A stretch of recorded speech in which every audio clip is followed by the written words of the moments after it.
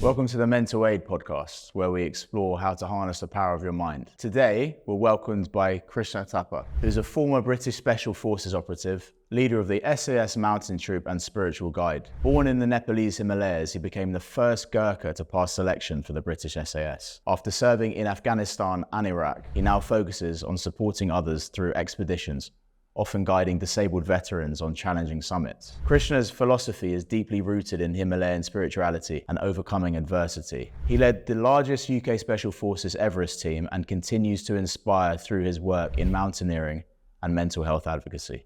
Welcome, Krish. Thank you for joining us today. Welcome, Swagatam. Swagatam, thank you very much for having me. I'm very privileged and honored and very excited. So how was the selection process for the Gurkhas firstly? Did you pass first time? No. Okay. I failed the first time. So joining the Gurkhas is one of the maybe toughest for the youngster, especially you are, like 17 and 18. So Gurkhas applying time is 17 and a half to the 21. So you got about three years of your teenage time. In that time, you've been tested, obviously language, which is I find one of the hardest thing to pass the English test, and the physical, and on all this physical and the mental physical barrier actually come from the mental barrier. But me not having a proper school and still don't have any academic qualification as such, but grown up in a mountain and not knowing how to write ABCD is pretty tough. And I remember before I went to the selection for the Gurkhas, then I been told they will ask you what is your name and why you want to join the Gurkhas. Then I wrote the one paragraph. My name is Krishna Thapa. I want to join the Gurkhas because to serve for my parents and my dream. So I read this one for 1 year. 1 year every day. In English? Yeah, in English. Okay. Because that's to practice. And, this is how hard to be able to achieve our dreams. Sometimes you work so much, but later on when your life reflects and look at it, oh my God, I've been training for 1 year to say my name is Krishna Thapa and I want to join the British Gurkha because I want to serve my parents' dream. What inspired you to join the British Special Forces then? Was that expected? Was you were the first to ever do it? At least one of the very first? Yeah, I wasn't the first one, but there was the other Gurkhas from the other unit, but yeah. I was first from what we call the Royal Gurkha Rifle, the infantry regiment. Okay. And definitely one of the longest serving in the UKSF from the Gurkhas. Yeah, it's a very interesting question. What makes me, if I'm honest with you, I have no idea, because my job was a soldier first. My life was soldiers to be the Gurkhas, to be the best Gurkha. But one day, life, I've been called into my officer commanding, which was the British officer. He called me in office and said, Chris, did you hear about the SAS? And I said, oh, of course, everyone heard about the SAS, if we don't. And then he asked me, how much do you know about the selection? I said, none. Pretty much no idea about what they do, because we didn't have the connection with special force in my unit. Then he said, okay, we're gonna send the first trial from this unit, so you will be one of the 30s to be chosen to go on the selection. So 30 of us were sending on the kind of trial. So fast forward, you're arriving in the UK. Mm-hmm. How was that experience when you first landed? Had you traveled abroad before? No, never. Okay. So did you go straight into selection, or do you have to serve in another regiment before you're eligible to be? So we have to serve. So basically one of the, criteria to apply for the, UKSF, you have to serve 3 to 4 years at least in any unit, regular unit. So obviously we can get into the selection process itself later, because we're all aware of how tough that is. Yeah. Well, actually we can talk about that now. So I know the second phase is in Borneo, is it? Yeah, it is in the Borneo, that's right. So you were from Nepal, which I guess has certain levels of humidity anyway, right? Yeah. So you were dropped in the rainforest. Yeah. And how was that experience? Did you think that you had a bit of an advantage there, or? That's what I thought. Yeah. That's what I thought. But actually it turned out to be very wrong. Okay. So sometimes, in life, whatever we thought and we are good, but actually when you realize we are absolutely completely wrong. Sure. So that's what I realized, because I'm from Nepal, born in the tropical condition, and coming to the UK and going to the selection and fly to the, Borneo. I thought, you know what, this is where I come from. I live in the jungle. I grown up looking at a cow, donkeys and buffaloes feeding in the jungle. But actually, the Borneo or jungle is one of the hardest things I ever done in my life, because we took off after the first phase of physical and traveling around, break-on beacons and Snowdonia. Finished the first phase after maybe about 5-6 weeks. Then we land in Borneo about 3 a.m. So there's no gap between the first phase of selection and the second. You're straight. So basically continue. Yeah. So, but you do have like a couple of days weekend off, it's the preparation and kit and equipment and things, but not the selection. It's like you start, finish. So, so after finishing the first phase, then whoever pass, I think almost like more than 50% will fail anyway. Then they will flew from here to the Borneo, and we land it's about 3 a.m. in the morning, Brunei time. Imagine this is January in the UK, and we land in Borneo plus 40 degree, and straight away it's so hard to breathe. It's like there's no air. It's pretty much on the equator as well. It's bigger on the equator, hot and humid, and your forehead and everything starts sweating non-stop like water rivers. And then the briefing was from our instructor was like, okay, 6 a.m. you got to be ready to, PT gear, ready to run. I still remember vividly, we have about 20 people or so group, because we had first day, everyone is there. I think about in my selection, we had about maybe 100 people in the Borneo, and they put in the 30 people group so that they can look at it, and the whole they are constantly, categorizing who is who and how is the teamwork, all this stuff behind the scene, but we didn't know. Yeah. So put in the team, and we start running, landing, 3 a.m., just do like personal admin and in your PT gear plus 40 degree in the sand, running in the sand. Wow. Yeah. What distance are you running? So we didn't know. That is the thing. And then you turn off it and then we start going running. And after maybe hour, an hour or so, and then DS look around, he will be in the front and look around. I'm like, okay, I just need 6 of you. So there are 20 of you. Yeah. So that 14 of you are not gonna make it. And then he's like, I just need 6. I'm like, oh my God. The mental self-selecting is so hard, because we look up some weakness and then we look up some proof you are this strong. But in this scenario, everyone is so strong. Yeah. No one is weakness. So I was going to ask, then obviously what leads you beyond that, beyond any pain, and allows you to experience that pain and choose to keep going is your purpose behind why you're doing it. Absolutely. Yeah. And for you, what was that? It was for you to serve your parents and live to fulfill your parents' dream? Yes. So not on the selection, to be joining the Gurkhas and then to be is definitely my parents, my dreams.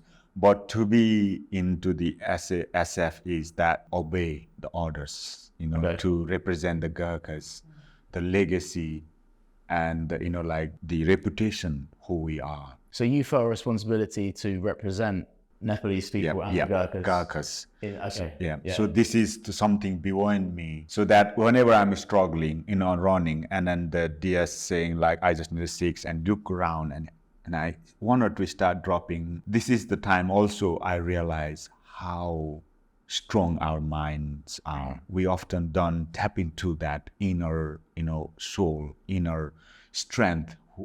Normally we live in a sensory and then the physical power, but we don't look in. But when we're facing the death, when we're facing the challenge beyond our physical capacity, that's where our love, emotion, and compassion can ignite the energy within us.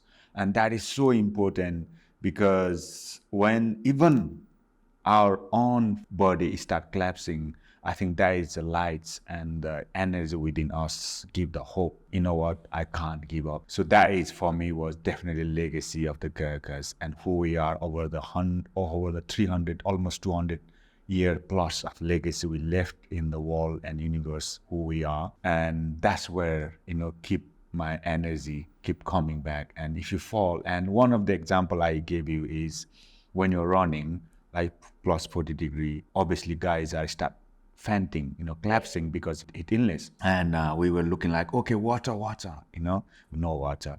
And then I stopped, and then my DS used to say like he's lying down, looking up, and he's like, in the face.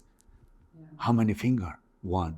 It's like, still good, keep going. And I was like, oh my God. And the worst thing was, in a way you are happy because, I'm one step closer to success, my dream. But the worst thing is, after 5 minutes, I look on the side, he's on my side running.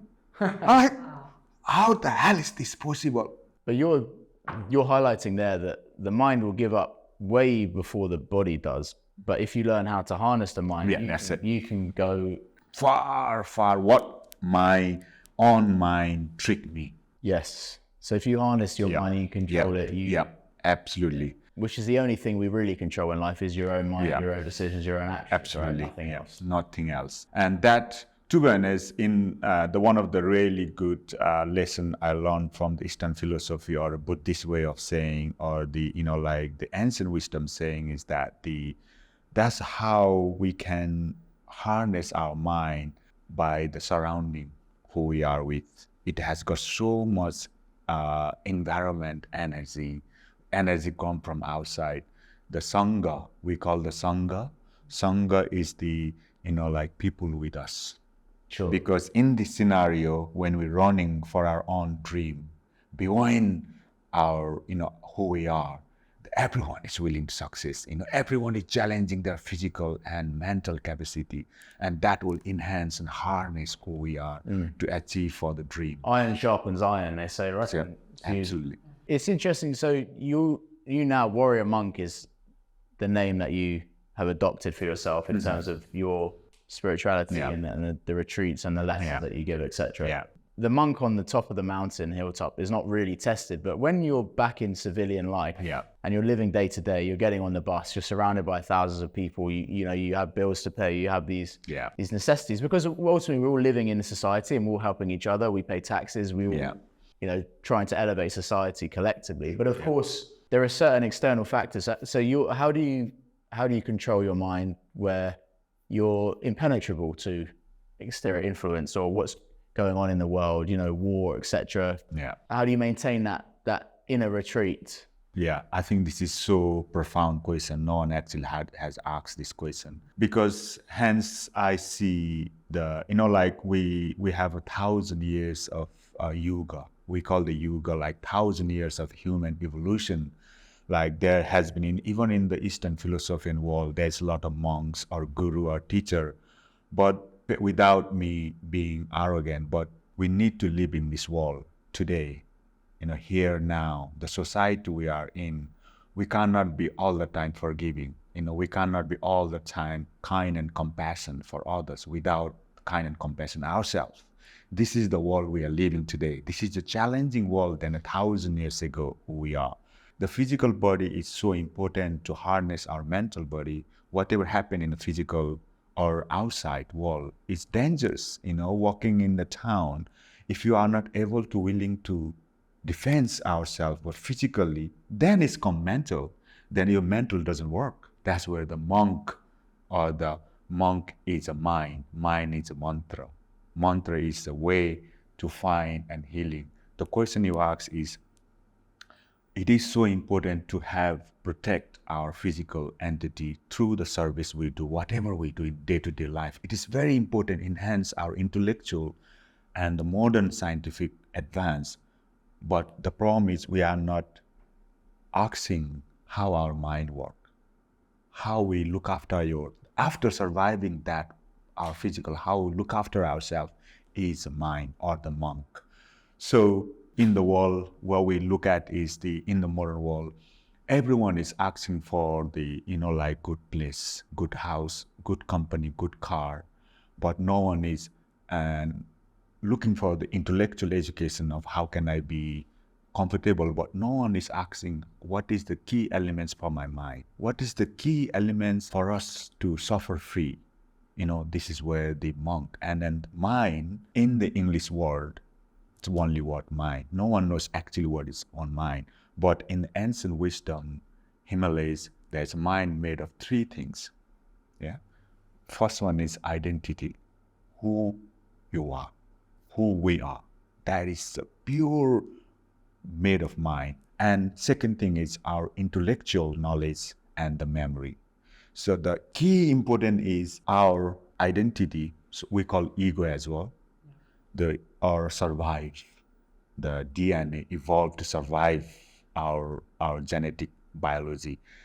That all our intellectual knowledge, all our memories, every single thought come in our mind is to protect who we are. So this is how important to understand the mind, and we can only overcome the suffering in the mind is to accept what's happening. We can deal the situation outside. It's not a problem. Dealing with someone, die, someone, losing the job, that can be dealt. That's called situation.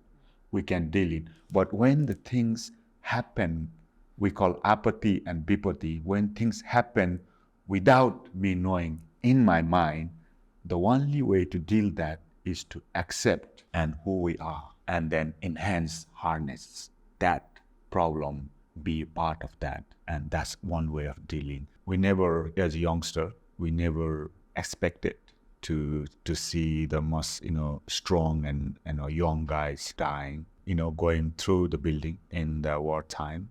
And I was in the front. The first guy is always, the front man. And I heard the tap on my shoulder. I look back, and he's British SAS, British white guy. He said, "Chris, stay back. I'll go forward because you have a family." And he was single guy. Then he stepped in, and he was dead. This is probably one of my toughest moments, and to take me a lot of dark-sided. And it's also for me, same, every incident we've been through in life, either we became wounded and cry, and that will drag us to the ditch, or from each incident we can learn about, become wiser, and become stronger. Whoever we are, whatever colors, whatever background, whatever we wear, it doesn't really matter. The human and humanity and the DNA is the same. Because I never expected the British SAS guy giving the life for me. You never see this incident, accident, but you only realize when you are close to death. When you realize you are beyond our body and mind, by tapping to that realization, and that gave me the hope. That gave me the, it's not what we see, it's not what we believe, it's not what we hear, it's the truth.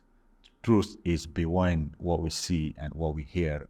And that is the place where our intention, our true, faith, who we are, love and compassion come up. And whenever this situation dragged me down to seeing so much death, try to keep him alive, try to keep, other friends alive, flying into the heli, doing the CPR, mouth to mouth, pumping the heart, and seeing in your hand, seeing in your lap, the person giving their life for you. And we often ignore. And also this situation when it's dragged me down, and I said, you know what? I need to live longer. I need to serve longer. It's not only for myself, but the family that hold my family, the country that hold my family safe, the friends and family that give me the hope and teach me who we are beyond my looks, beyond my color. And that can only be realized every situation once we go deeper into our mind, deeper our spirituality. That could be anything. So I think this is the incident I have faced a lot of death, and same incident I dragged me down to dark side, but same dark side ignite the light and hope and compassion and love and for the service for each other and ourselves as well. I hope you don't mind me asking, but how do you separate that thought process to when you're confronted with another human being who is your enemy in that situation? How do you differentiate between the two? Because I can imagine it's a dangerous situation if you're too compassionate in a situation where you're fighting for your life. Yeah. In service of, Absolutely. democracy and the UK. Yeah, it is very, very deep question, and a lot of people misinterpret, this question. But important is that this is where the survival, the warrior part has to come out. We cannot, I explained you beforely, there is always time and place to compassion, love, and help and support, So this is where we have to believe the trust and love, the friendship, the brotherhood, the country, the people we are surrounding with, the values it come in our mind is to protect. We have to be alive first to see and to serve. Whatever vision we have, whatever dream we have, if you are not healthy enough, if you are not understanding our own physical and mind limitation, then we become nothing, no one else. So first to protect yourself first and to protect others. And those others are who are really close. They gave the life for you. You die for servicing for others. You drive for the love. You're willing to die for your friends, family, and the country that hold your family safe. Not only this generation, but the generation to come. This sense of humor, so-called the English sense of humor, the laugh, the having a cup of coffee or spend the time a couple of pints with the friends is so important. This is, and also, for me personally, every day for me is mindful breathing and sound healing for me. That's must for my day-to-day even in the war zone anyway. This is how I cleanse my memories and my suffering every single day. Everything I have in my memories, it will nip by the evening. That is the only way to harness who we are now. Otherwise, if I living everything in my memories, that never be my new thing for tomorrow. By only dealing what we have done today, then we shall have a new future tomorrow. So, but within the regiment concept, because to be honest, even I've grown up like Buddhist and Hindu from Nepal, but I actually been more time in church than actually in temple, because last my 20 year plus in Hereford, every Sunday I go to the church, There is actually within the camp, there is a big church, and then every Sunday there is open, and you will be surprised how much the special force guys are connected with the soul. A lot of people don't know, but one of the other side of the interesting fact is you are only be able to succeed whatever do in life by only connecting your true soul.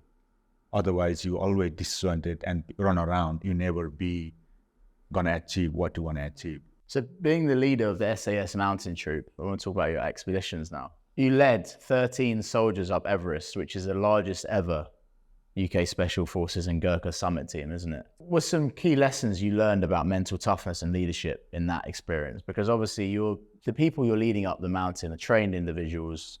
They're very mentally resilient, of course. But I'm sure there are moments where, it's completely new, uncharted territory for most people on that expedition. So, you must have learned a lot about mental toughness and leadership, how the importance of leadership and how to guide others. Yeah, I think that's probably the moment I realized how complex and complicated humans are. Because first of all, we have to deal with our own mind and our suffering. And now we taking the 13, especially special forces and Gurkhas. These are elite of the elite. They are driven, physically, mentally, and now start dealing with this next level.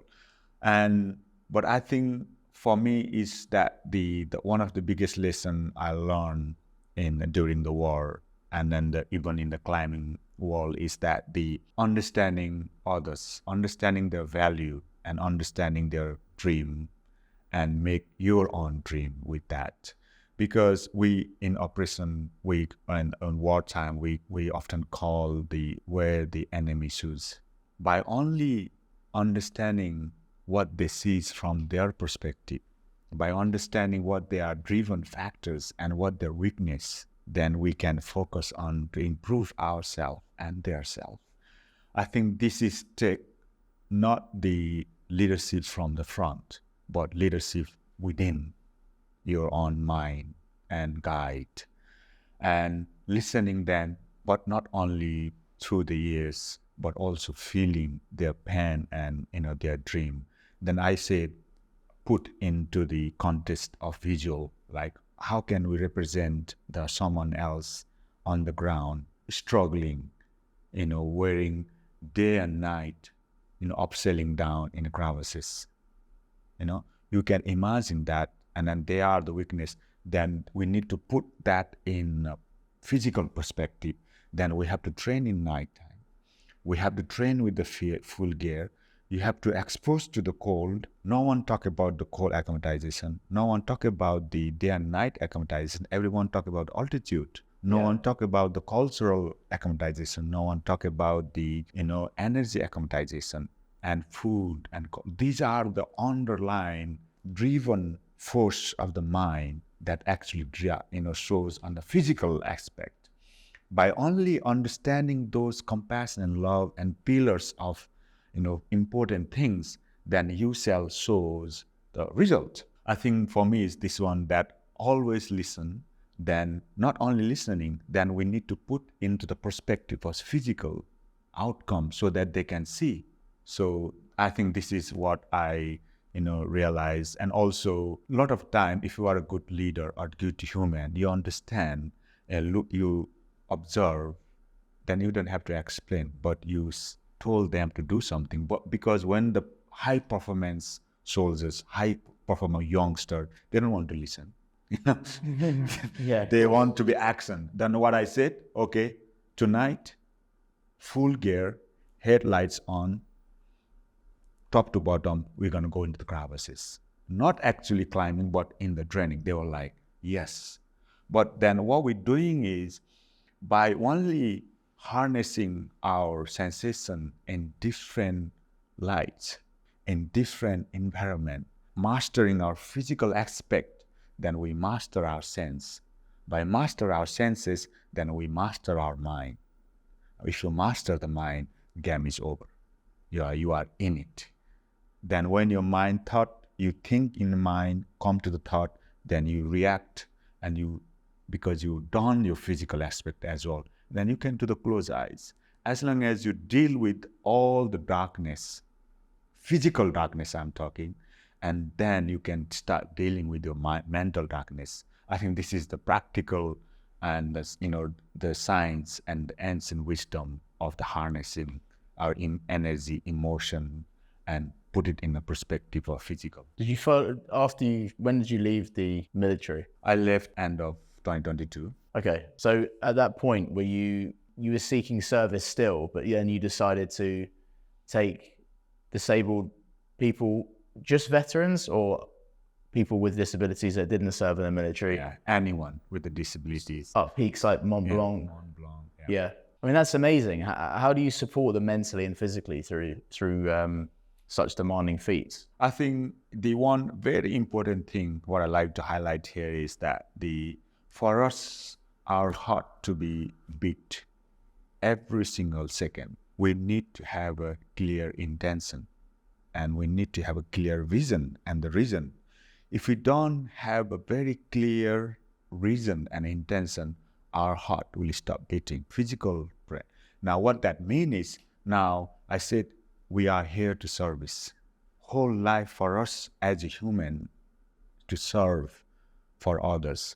Most importantly, we start serving through our bloodline, our ancestors, our families, then the service community and the nation that hold our families. I serve, almost 30 years for the country which hold my families safe and give me the bread to live every reason. I think one of the key things is knowing when to quit. I think when you're in a situation or as accomplished as yourself, of course you need an extraordinary amount of drive and an ability to overcome pain and to accept the pain, right? And not perceive it as suffering. Yeah. But then there's also, for example, there must have been expeditions you've gone out on and you've had to pull back, or something that must happen all the time, or you've had to step back, which in the moment might feel like you're quitting or giving up. But then in hindsight, you realize that actually it was a wise choice. How do you kind of trust your inner instinct to know when to quit and when to, or maybe even it's not quitting, that's just the wrong word to use, isn't it? Yeah, absolutely. I think it is very important to know your limitation, both physically and importantly, is even important than survive, you know. A lot of us has a problem, especially they forget who they are. They forget who they have left behind. They're lost within themselves, because it's important. That's why important to have a clear intention and mission. Because of course, out of, like 8,000 meter and a lot of, maybe 600 expedition I did, more than 50% I turn around. It's perfectly fine. But even we talk about analysis, is that whenever we pulling the trigger in the wartime to kill someone is to save someone. I'm actually taking the first deaf and blind woman from UK for Everest in 2027. These are Wow. Everyone has a limitation, but understanding their limitation and what is their weakness. My job as an expertise is to give that weakness, make it strength, not making their strength like weaknesses. Find the weakness and work on that. What strategies or practices have you helped to harness the power of your mind through your career? So have you mentioned spirituality. You were raised Hindu? Both. Both. Yeah. So I grown up as a Buddhist. Yeah. Born in a Buddhist community, but they follow the Hindu's ritual. But in Nepal, I'm not sure you have been there or not. And my brother has. He used to teach at an orphanage in Nepal. Oh, really? Yeah. Wow. Like 15 years ago. So Wow. he's been there. I haven't been, but I'd like to go. Yeah, we should. The thing in every temple I call mandir, with a place for mind, is actually the church is the same. A lot of people think going to the church is religious. No, we need to understand scientifically what it does to our thought process, what it does to our mind and physical. We then look it in that. But every mandir or temple or the mosque or the, if we go into Nepal, has all Brahma, Vishnu, Maheshwar. So we call the electron, proton, neutron. This is the science. So grown up with that understanding is my daily ritual is every morning, wake up, breathe work. Start with the deep inhale and exhale. That's as simple as that. Because every day, for us to be this body and mind to work, our lungs and blood is working about 40,000 times we inhale and exhale every 24 hours. But we are not consciously taking. Every breath has a different vibration, different way of move according to our thought, according to our action. So by only observing our thought, we can start monitoring our emotional health. This is the 2,500-word text from Buddha. He's saying, by only getting into your mind is through the breath. But normal, we talk about Western world is like breath walk. But what it does is once you start monitoring the first, at least 5 minutes, if you monitor your breath, you start slowly understanding yourself. This is what we do. Then every evening, what I call is the gratitude. Before you go to the bed, at least have 5 to 10 minutes for ourselves. For yourself, we don't around, do the work. That's fine, do the work, do the business. It needs to be done. But before we go to the bed, the most important time is when we awake and sleep. Do anyone ever remember what is their last thought before we sleep? No. That last thought in our mind became the first thought in the morning. I think if anything you can take away from here, yourself or anyone who is listening, before you fall in complete sleep, observe your last thought. by observing that, you start healing overnight. So this is the process, the ancient and the Buddhist or Hinduist philosophy try to understand our own inner and inner mapping is so important. I think one of the biggest problems or obstacles at the moment in society is that a lot of people live a very nihilistic lifestyle.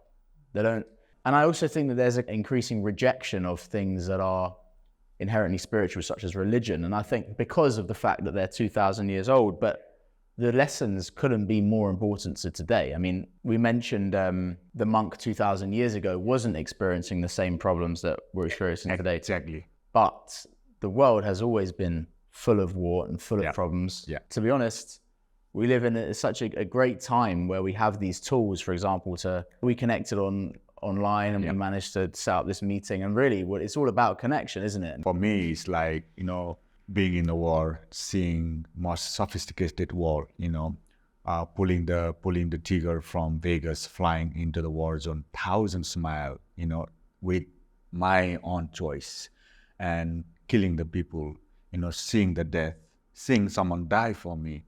And this is the world we are living. And this is the conflict we have to battle every single day within us, regardless. And that, again, how can we be still calm? Again, how can we still be human, for tomorrow to come our generation to be, not to lose who we are and keep that DNA as a human is so much, so important. And also to live and survive today, isn't it? Without us surviving today, we cannot leave any legacy. But also understand the both part of the world is so important. I think that's why more than anything, opportunity like this one. Thank you for this opportunity to share this, our Western world, the world we live in, the country that hold us safe, to understand, okay, we need to act on what we have to do, but we need to understand how our emotion work. I think in that note is the important is that no one asks today, how is our human body made? How is your mind made? These are all the ancient philosophy. The physical aspect of our body is made of 5 elements, water, air, food, and space. Without this element not working harmony, we became sick and we will die sooner than what we should be. And without understanding our own identity, the memory we gather, the knowledge we gather, our mind will have conflict 24 hours. Then how can we still do the business? How can we still live in London, in an urban, most ever advanced city, and yet again understand our own mind and soul is so important, I think, and that's what very important subject to look after our own suffering. You talk about enlightenment through adversity. So I think we've obviously touched on that, but can you explain what this means to you? I think for me, it's definitely a lot of war, a lot of death. I have gone through the process of being a Gurkha, being a UKSF, SORP in the front line, and also having my love and compassion for my families and friends back in Nepal and in here, and realizing my childhood, way of growing as a monk. When I came to the UK, I forget everything, my spirituality, my worship, everything gone, because I was focused on my day job. I was focused on my, I am a soldier. I do good. I will give my life. And being part of nature, right? And not seeing nature as this external thing, acknowledging that we're part of it. Absolutely. For me, I said every morning, first thing I do, go outside and breathe. Go outside. It could be anywhere, or open the window. Just put your, nose and ear outside. By connecting outside nature, because whatever outside is eventually within us anyway, by allowing the space clear and in connection outside, our vision connect outside, start doing good for us. And then once you start do a little bit kind of breath work, a little bit kind of stretching, it will help us to at least health But however, this life is just certain time. Regardless, we're gonna all have to go. We're gonna all have to die, and accept that fact. Don't fight with it. Like I say, anything happen in the mind, the only way to become free is to part of it. We cannot we cannot like a phone, we cannot disconnect, we cannot delete. This memory is there to evolve like a medicine. Every medicine we took is evolved within all blood. This is the only way to deal with our mind, is to evolve amongst it, be part of it, accept I'm taking medicine, accept that thing happened to me, then you shall move forward. So I've got one final question. Yeah. It's a bit more fun than that. If you could take any historical figure up Everest, living or dead, who would it be and why? Yeah, I think that is very, big question, I think. But at the moment, I'm working on the 2 projects. So the first one is the blind and deaf person from whole world in Everest. That's amazing. I mean, Wow. So this is the one project, and other project is another disabled person, not through the world, just for normal, through the, I think, normal nerve problem. So I'm leading the first highest ski expedition in Nepal to support people who the charity. Both are for charity. First one is for blind and deaf people in the UK and in Nepal. And second one is all the spinal cord injury charity for UK and Nepal. So I think for me, is anything I say yes, it has to be something which is worth dying. If you do anything in life, the vision or the job or the love or the emotion, if it is worth dying, do it. If not, then just don't do it. What's the point? Yeah. thank you. Thank you. Thank Yes. you. Thank you. Thank you. Thank you. Amazing. Well, thank you for your time, Krish. And for anyone listening, how do they keep up to date with you?